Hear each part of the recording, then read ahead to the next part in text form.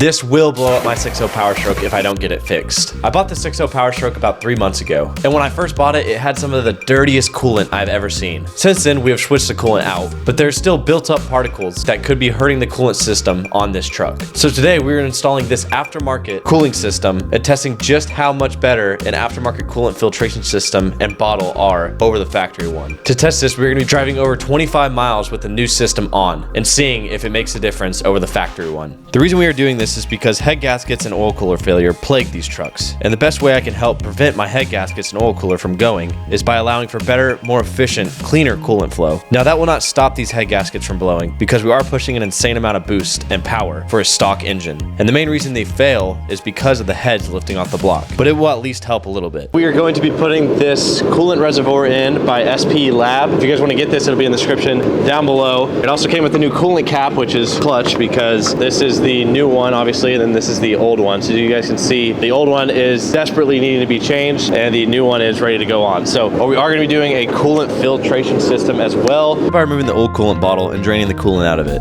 We then disconnected the hose going to the old coolant bottle and connected it to this new coolant bottle.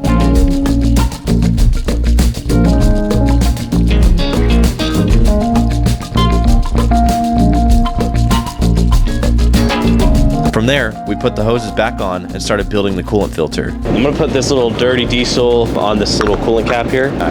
Yeah, it does. Dude, good luck getting that off. It's on there now, bro. Slipped in there. Kind of matches the aluminum coolant reservoir.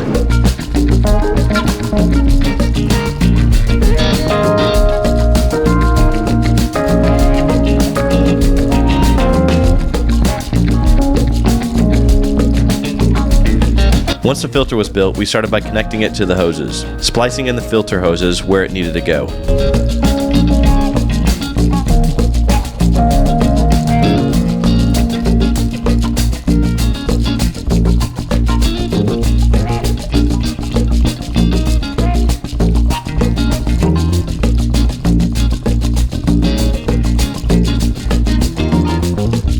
Once that was all cut in, we filled the coolant reservoir back to the correct operating level and completed the install. Justin said we need to leave it running for about 30 minutes. That way, what did you say again? That way we get all the air out of the system? Yeah, you're gonna have a lot of air probably in this coolant filter.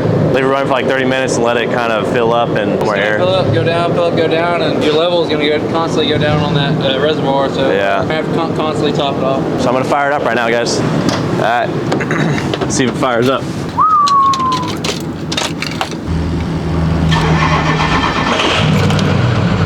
Alright, well obviously it's going to fire up because we did a coolant system, not injectors. We want to make sure that it's cycling right and everything's moving right. You don't see any leaks though right now other than that? No leaks there, no leaks there, no leaks up there.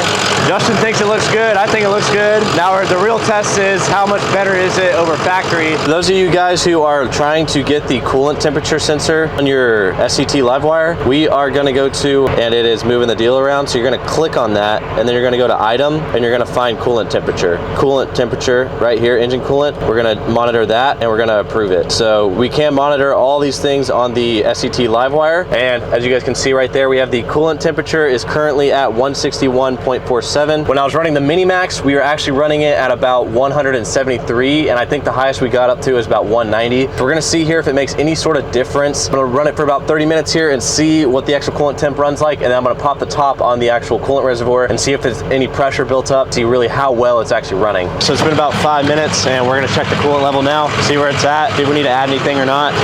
That's good. You think? I might add a little bit. You think? Yeah, because it's gonna eat it going down the road. Yeah.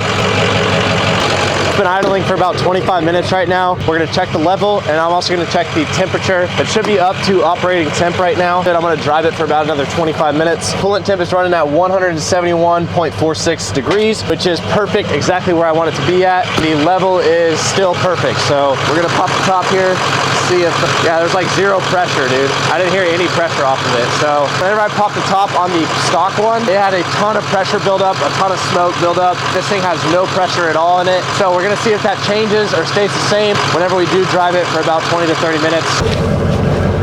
Drive it like I normally would.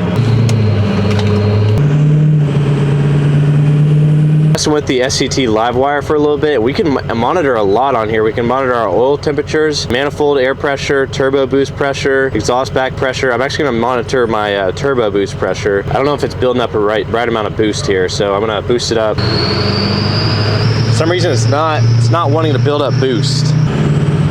Still not building boost. It should be at something right there. Still at no boost, 0 boost. Maybe our sensor's bad or something, but I mean, we're building boost. Figured out why we weren't reading any boost. Well, the mass airflow sensor came unplugged, so there's literally no way for it to read it. Or not mass airflow sensor, the map sensor became unplugged. Yeah, that's why. So we're gonna plug it back in here, plug it on in there. That fixes it, that should fix it. Yeah, so coolant temperature right now, we've been driving for about 15 miles. Coolant temperature's sitting at 175. I'm gonna go for about another 5 miles to see kind of where we're at with that. So coolant's sitting a little hot right now. We're sitting at about 185. Should be between I don't think I've ever gone over 180 on the Minimax. I don't know if it's different for the SCT. It might have been just because we were ripping on it pretty good. But yeah, we're sitting at about 183.45 right now. Now I'm gonna go into the actual engine bay and we're gonna pop the coolant cap and see if there's any built up pressure since we have been driving for about 20 to 30 minutes. I'm gonna check too, guys, is if there is any coolant leaks. Looking down here, I do not see anything right now. Good there. Let's go ahead and pop the hood here. Here it is. I'm gonna check it hot. It's gonna be hot, but yeah, let's see. Ooh, there's some pressure in that boy. Not as much so as the factory one, but I mean, yeah, there is definitely, I mean, there's gonna be pressure either way. See how the coolant looks. Coolant looks fine. It's at a good level too, so it's not leaking any better.